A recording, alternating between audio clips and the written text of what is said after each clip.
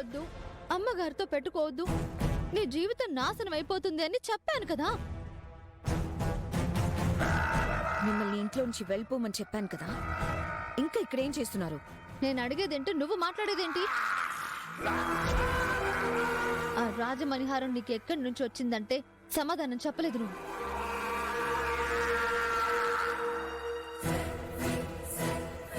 వద్దంటే తెగించి వెళ్లి పెద్దబాబు గారిని పెళ్లి చేసుకున్నావు. ఎందుకు ఇలా చేస్తున్నావు? నీలా ఆలోచిస్తే నీతో పాటు ఈ ఇల్లు తుడుస్తూ అంట్లు తోముతూ ఉండేదాన్ని. నాకు నచ్చినట్టు చేశాను కాబట్టే ఈరోజు ఈ ఇంటి కోడలనయ్యాను, నీకు యజమానురాలనయ్యాను. అబద్ధాలతో బతికే బతుకు నీది ఒక బతికేనా? నిజం, నిజాయితీ, నాన్నని అమ్మని చివరికి నిన్ను కూడా పనిదానిలాగే ఉంచింది.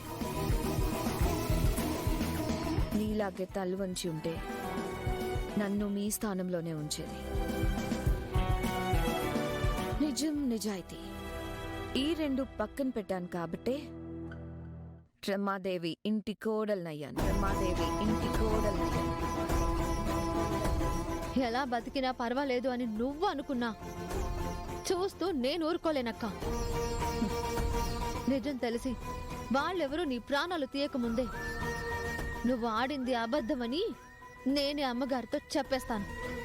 ఇలా నాకు అడ్డుపడతారని మిమ్మల్ని ఇంట్లో నుంచి వెళ్ళిపోమని చెప్పాను. వెళ్తాను, నిన్ను కూడా మాతో పాటు తీసుకుని వెళ్తాను. చెప్పు, ఇంతకీ ఆ రాజమణిహారం నీ దగ్గరికి ఎలా వచ్చిందో అది చెప్పు.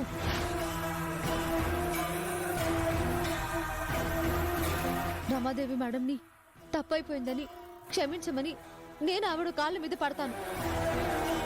నా గురించి అంతా చెప్పేసే.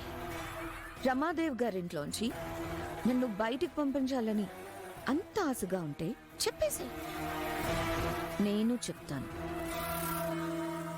ఏం చెప్తావు? రాజు గారిని రాణి గారిని చంపింది నాన్నని, మీరంతా తప్పించుకుని తిరుగుతున్నారని చెప్పేస్తాను. అప్పుడు ఎక్కడున్నా నాన్నని తీసుకెళ్లి జైల్లో పడేస్తారు. ఆ తర్వాత మీ పరిస్థితి ఏంటి? నువ్వు అసలు మనిషివేనా? నీ తప్పులు బయటపడకూడదు అని నాన్నని జైలుకు